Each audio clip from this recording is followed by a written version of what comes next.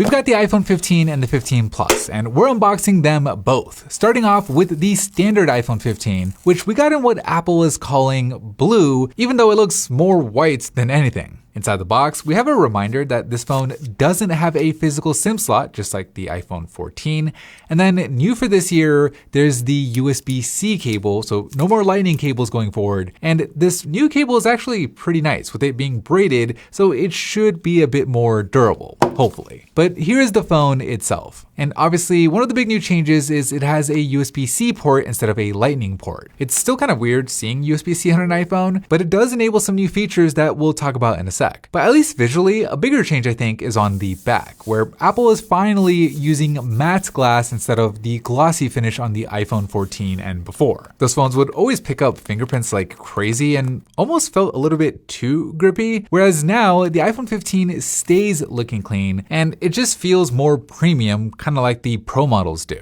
It's not all matte glass though. The camera housing is now glossy, whereas before that part was matte, but I definitely prefer this setup. The aluminum frame has also been improved this year, with it being ever so slightly rounded at the edges. Before it was flat and kind of dug into your hand, making the iPhone 15 feel nicer to hold overall. But you know, most people put a case on their phone anyways, so the real most noticeable change here is that there's no longer a notch on the screen, with the standard models getting the same dynamic island that we first saw on last year's Pro models, complete with even the slightly thinner bezels. The screen is also now just as bright as the Pro models at up to 2000 nits, but unfortunately it's still only 60 Hz, which is kind of crazy in 2023, so it's not quite Pro, since Apple obviously needs to convince people to pay more for their other phones somehow. But to be fair to Apple, this year they did bring a much better camera system to the standard models. You still only have two cameras for wide and ultra wide, like that hasn't changed.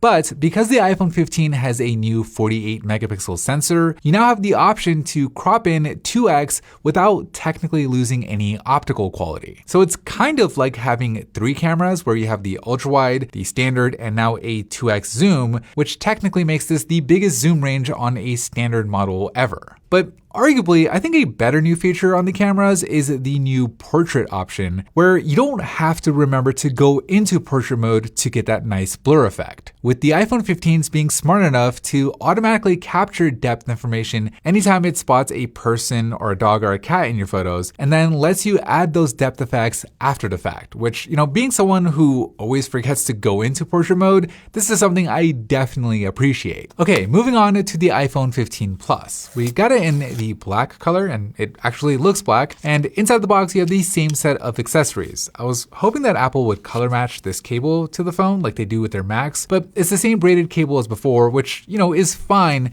and of course there's no USB-C brick included. I have to say though, this black here looks pretty nice. The matte glass, the black aluminum frame, even the color matched USB-C port itself give it this really cool smoked out look. In terms of features, this phone is almost exactly the same as the iPhone 15. It's the same A16 Bionic chip under the hood, the same camera system, and the same dynamic island. It's just a bigger screen at 6.7 inches compared to 6.1 inches, and then the other main difference is the Plus model here has a bigger battery. Now, when it comes to charging either of these phones, you're going to be using USB-C, of course, instead of Lightning. And, you know, while the charging speeds themselves haven't really changed, I was hoping it'd be faster, but that doesn't seem to be the case. USB-C does come with some pretty cool new features. For one, you can now use the iPhone 15 as a power bank to charge your other devices. So if you're ever in a pinch, you can actually charge your Apple Watch, your AirPods, or even a friend's iPhone with your iPhone. And then two, you can mirror your screen onto a 4K external display without needing any special adapters. And then finally, the third benefit of having USB-C on the iPhone is you can connect it to all sorts of peripherals, from external SSDs to even mixed reality glasses, where before you would always need special accessories to get them to work. It's nothing that Android phones haven't already had for years, but now it's on the iPhone too.